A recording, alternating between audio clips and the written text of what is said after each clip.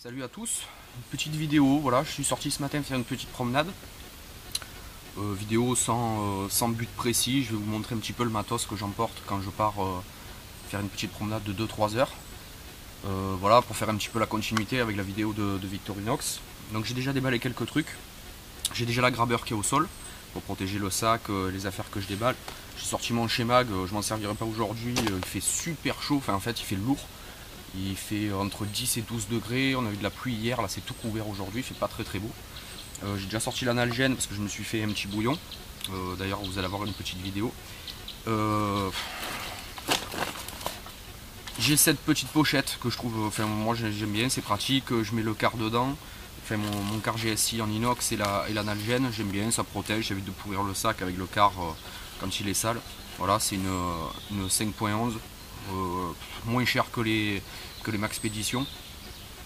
C'est pas mal. Le seul truc que j'y reproche, c'est que c'est vraiment très serré, donc pour rentrer le quart dedans, c'est une galère. Je suis obligé d'enlever les anses en fait. Bon, du moment qu'on a pris le coup, après ça va. Donc, qu'est-ce que j'ai dans mon sac? On va commencer par la poche du haut. La boîte de premiers soins, toujours avec moi, chaque fois que je m'en vais, j'ai cette boîte dans mon sac. Tout le temps. Il me semble que j'en ai déjà fait la description sur le forum, donc je ne vais pas vous donner le détail de ce qu'il y a dedans. Mon kit feu, qui tient dans une petite pochette. Donc, briquet. Fire Steel. Barre de magnésium. Qui est pas très efficace, hein. J'ai payé ça pas très cher. Je pense qu'il y en a qui marchent mieux que d'autres. Celle-là, je pense que ça vient de Chine, c'est pas terrible. Zippo, à l'intérieur j'ai un petit peu de fil de laiton pour les coller aussi. Je sais pas ce que ça fait là, mais c'est là.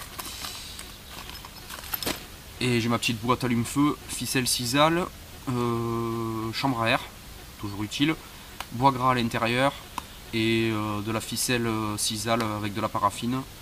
Du coton vasiné, enfin de quoi allumer des feux dans un petit peu toutes les conditions. Ensuite, l'isola, toujours pratique aussi. Enfin, je suis bardé de couteaux, en fait je crois que j'en ai 3 sur moi. Dans la veste j'ai mon Spyderco, j'ai l'isola ici et je dois avoir le pisteur de PE dans le sac. De la corde, alors cette corde, je sais pas si j'en ai déjà parlé sur le forum, je me trimballais toujours avec de la paracorde, ouais c'est bien, mais j'ai trouvé cette corde, alors c'est de la cordelette d'escalade, ça se vend à Decathlon, ils vendent ça en 4 diamètres différents, vous avez 2 mm, 3 mm et 4 mm, alors celle-là c'est de la 3 mm, là j'ai une grande longueur, c'est la corde que je me sers pour monter mon tarp généralement, j'en ai d'autres bouts coupés entre 2 et 5 mètres aussi. Et dans mon kit de survie j'ai de 2 mm. C'est super solide, c'est flashy, c'est voyant, c'est bien. Ça évite de se prendre les pieds dedans la nuit. Enfin moi j'adore cette cordelette, du coup j'ai converti PE qui en a acheté aussi. J'en suis super content, voilà, c'est très bien, ça suffit largement. Ensuite une petite pochette où je stocke mon thé, mon bouillon, parce que je suis accro au bouillon. Je vais changer sûrement parce que je le trouve un petit peu trop salé. Je pense que je vais essayer du bouillon bio qui a l'air bien meilleur. Café, voilà, pas de sucre parce que je mets pas de sucre ni dans le café ni dans le thé. La Falkniven DC4, ça sert toujours.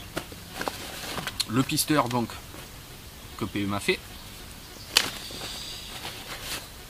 Une scie Fiskar que PE m'a offert, très pratique, plus pratique que ma scie Opinel. Déjà d'une plus légère, là la lame est plus longue. Sur la scie Opinel c'est vrai qu'il manque 2-3 cm, là c'est bon, on les a, ça coupe très bien, c'est parfait, la lame elle est rétractable et vous avez un petit mousqueton pour l'accrocher soit sur le sac soit à la ceinture.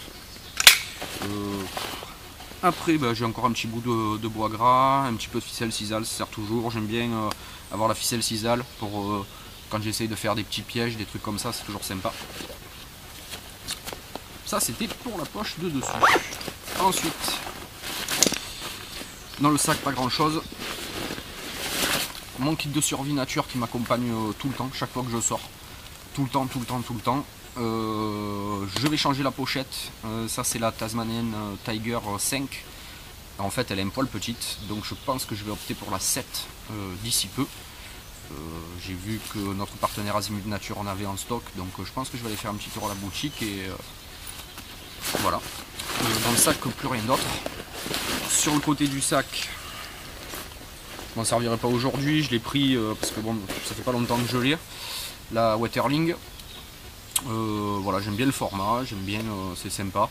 Pour refendre, j'ai essayé, la lame est un petit peu fine, ça vaut pas une Roselli par exemple, mais bon voilà, c'est sympa, ça suffit pour tailler un petit peu des cuillères ou refaire du bois, enfin refendre du bois pour le camp. Oui, ça va, ça ira, ça suffira largement. Le seul truc que je peux lui reprocher, c'est que quand je l'ai reçu, le manche était pas très bien poncé, donc j'ai reponcé le manche, je l'ai traité à l'huile de lin, j'ai rajouté un bout de chambre à air pour protéger un petit peu le manche, et j'ai passer de l'huile et de la cire sur le cuir de protection pour le protéger un petit peu. Voilà, j'ai rajouté un petit bout de paracorde. Ça va, c'est sympa, on l'a bien en main, j'aime bien. Sinon, pas plus. Très surpris ce matin, en montant ici, en fait, j'ai trouvé une trace d'activité bushcraft. J'ai pris en photo, je vous mettrai les photos dans la vidéo. C'est la première fois que je vois ça. Quand je dis activité bushcraft, c'est vraiment une petite hutte en bois qui a été montée en contrebas. Je sais qu'il commence à avoir pas mal d'activités ici. Je sais que David Maniz a fait un stage de 2-3 jours dans les environs il n'y a pas longtemps. Azimut Nature, donc notre partenaire, organise un bivouac géant début du mois d'avril. Donc c'est bien, ça commence à bouger dans la région. Je sais qu'il y a quelques bushcrafters, mais j'en ai jamais croisé, j'ai jamais vu de traces, jamais vu de restes de feu ou de restes de camp. Bon, ça veut dire que s'il y en a, ils nettoient bien, c'est cool. Là j'ai trouvé cette petite hutte, voilà. J'ai trouvé un coin super sympa, à part les avions qui passent de temps en temps. Bon, ici c'est la région, on n'entend pas les voitures, je suis assez éloigné de toute habitation. Il y a un petit cours d'eau qui passe, en fait c'est une petite godre, c'est un cours d'eau qui généralement est souterrain, mais bon, quand il pleut, voilà, on l'aperçoit un petit peu plus. Là on l'entend bien parce qu'il y a bien plu hier. Voilà, je suis content, je pense que je vais revenir ici souvent. C'est vraiment très sympa, très calme, les oiseaux. Je pense avoir entendu un sanglier tout à l'heure de loin. J'ai vu pas mal de traces, il y a un petit point d'eau un peu plus bas que j'ai pris en photo aussi avec un passage devant. Voilà, je trouve le coin vraiment très sympa. En fait, j'ai pris un petit chemin forestier que je connaissais pas, je suis passé souvent devant. Et ben aujourd'hui, bah voilà, je l'ai emprunté, j'ai marché, je sais pas, peut-être une petite heure, un peu plus d'une heure. Et c'est une des rares fois où dans les Alpes ici j'ai trouvé un coin assez reculé. On a eu beaucoup de vent ces derniers temps, du vent assez fort, hein, qui touchait les 130 km/h. Il y a pas mal d'arbres qui sont tombés. Je vois ça souvent ici chaque hiver, enfin chaque fin d'hiver. Voilà, même si là on se croirait plus au printemps tellement il fait chaud. J'ai voulu mettre ma M65 ce matin, là j'étais obligé de l'enlever, j'en pouvais plus. Donc j'ai juste en fait une petite polaire et un petit t-shirt polaire en dessous. Il fait vraiment très lourd. Voilà, pas plus, donc à bientôt sur le forum.